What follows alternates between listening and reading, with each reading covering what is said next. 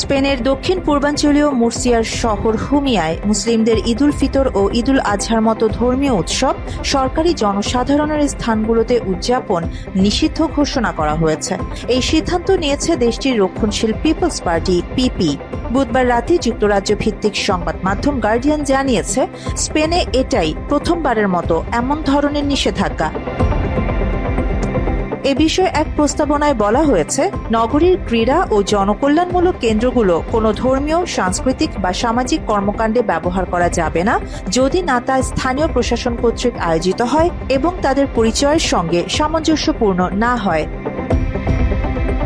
চরম ডানপন্থী দল ভক্স এবং স্থানীয় দলগুলো এই প্রস্তাবনায় ভোটদান থেকে বিরত থাকলেও পিপলস পার্টির পক্ষে সিদ্ধান্তটি পাশ হয়। তবে এক্স প্ল্যাটফর্মে ভক্স লিখেছে, ভক্সের চেষ্টায় স্পেনে প্রথমবারের মতো ইসলামিক উৎসব জনসাধারণের স্থানে নিষিদ্ধ হল। স্পেন খ্রিস্টানদের ভূমি ছিল, আছে এবং থাকবে। স্পেনের ইসলামিক সংগঠনগুলোর ফেডারেশনের সভাপতি মুনির বেনজেল উন আন্দালুসি আজহারি এই সিদ্ধান্তকে ইসলাম বিদ্বেষী ও বৈষম্যমূলক বলে আখ্যা দিয়েছেন। স্পেনের পত্রিকা এল পায়েসকে তিনি বলেন, এটা শুধু মুসলিমদের লক্ষ্য করে করা হচ্ছে। অন্য কোনো ধর্মীয় উৎসবের উপর এ ধরনের নিষেধাজ্ঞা আসেনি।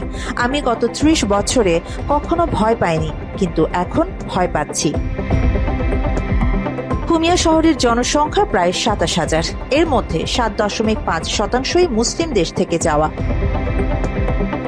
মাত্র ৩০% টাকায় জমির মালিক হয়ে নতুন বাংলাদেশের গড়ে তোলার স্বপ্ন দেখা বাংলা বসতি। এই সিদ্ধান্ত স্পেনের সংবিধানের ১৬ অনুচ্ছেদের সরাসরি লঙ্ঘন বলে মনে করছেন অনেকেই।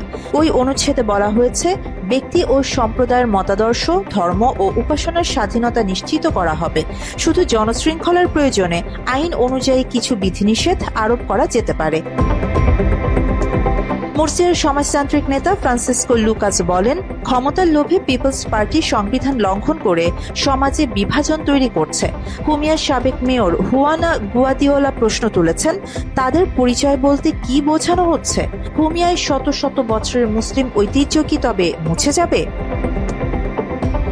উল্লেখ্য, হুমিয়া আগে রোমান সাম্রাজ্যের অংশ হলেও ৮ম শতকে আরবদের দখলে যায় এবং কয়েক শতাব্দী ধরে মুসলিম শাসন চলেছিল। খ্রিস্টান রাজা আলফনসো এক্সের আগমনের আগ পর্যন্ত এটি আরব প্রধান শহর হিসেবে পরিচিত ছিল।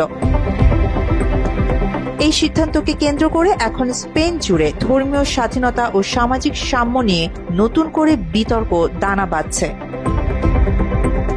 আরিফা জাহান, বাংলা এডিশন।